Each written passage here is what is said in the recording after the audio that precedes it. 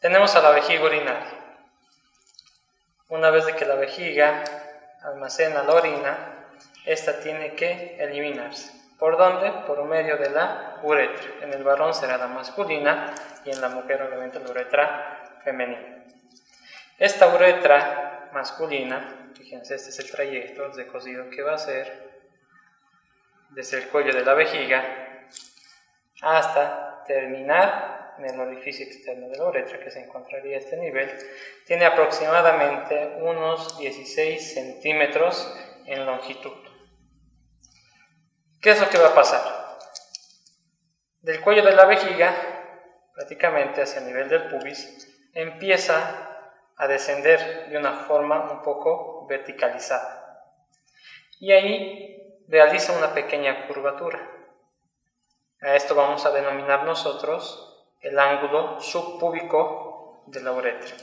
Entonces, después de realizar esta pequeña curvatura, la uretra adopta una nueva dirección. En este caso, por ejemplo, estamos viendo un poco más horizontalizada para después descender de forma vertical o inferiormente, ¿ya?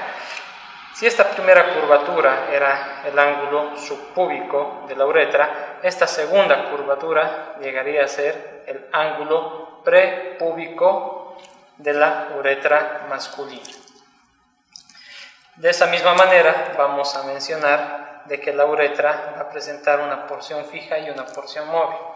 La porción fija prácticamente va a abarcar a nivel del pubis en dirección a la vejiga urinaria. Todo este segmento es fijo. En cambio, todo lo que se encuentre por fuera se denominará porción móvil. Y eso tiene que ver sobre todo con la erección, en este caso del pene. Esta uretra masculina, en todo este trayecto que estamos observando, va a presentar estrechamientos y va a presentar dilataciones. Va a presentar además porciones en todo este trayecto. Vamos a mencionar primero las porciones. ¿Cuáles son las porciones? Por debajo de la vejiga encontramos a la próstata de forma lateral. Entonces, esta es la primera porción que se va a denominar porción prostática de la uretra. Eso porque se encuentra en relación con la próstata y a este nivel encontraremos al utrículo, encontraremos a los folículos seminales, encontraremos llegando a los conductos eyaculadores. Y miren la vesícula seminal,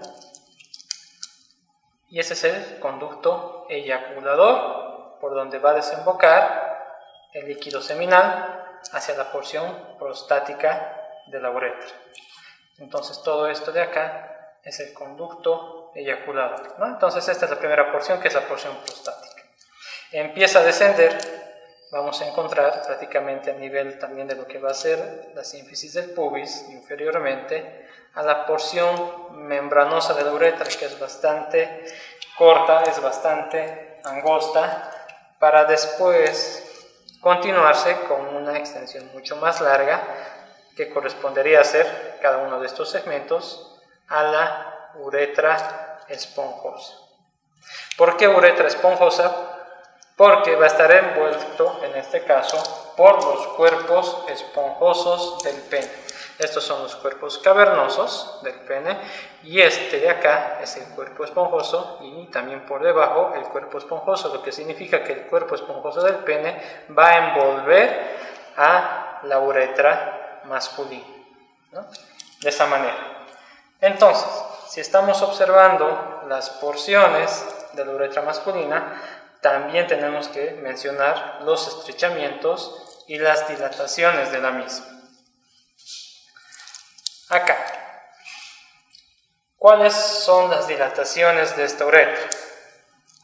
La primera dilatación es esta, que es la fosita navicular de la uretra, y ahí se observa, está completamente dilatada.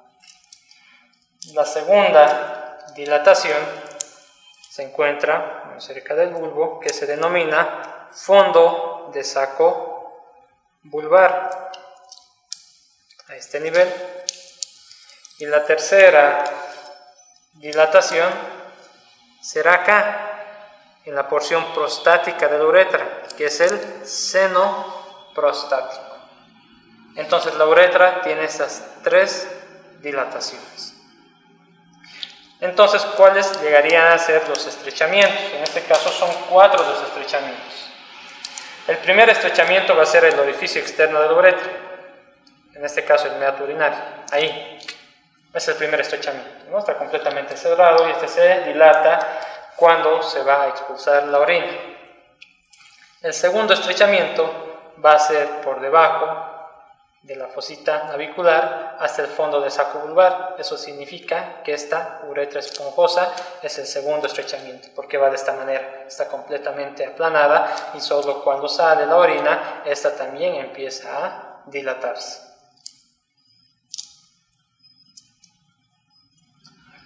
El otro estrechamiento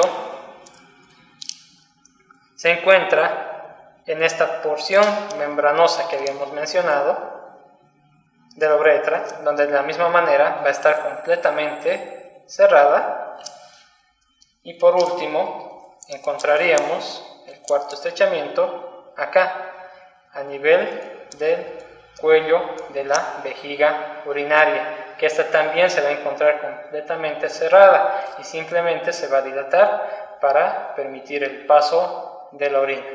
Entonces esto es bastante importante, porque en cualquier tipo de patología, sobre todo hablando de patología de próstata, una hipertrofia prostática o benigna, por ejemplo, ¿no es cierto? Aquí está la próstata. Esta próstata empieza a aumentar de tamaño, sobre todo en los adultos mayores. ¿Y qué es lo que va a hacer? Me va a obstruir todo el paso de la uretra. Entonces impide el vaciado de la orina. ¿Y qué es lo que va a pasar? Esto se va a reflejar en una distensión de la vejiga. Empieza a dilatarse la vejiga para formar un globo vesical, debido a que no existe un vaciamiento de orina hacia el exterior.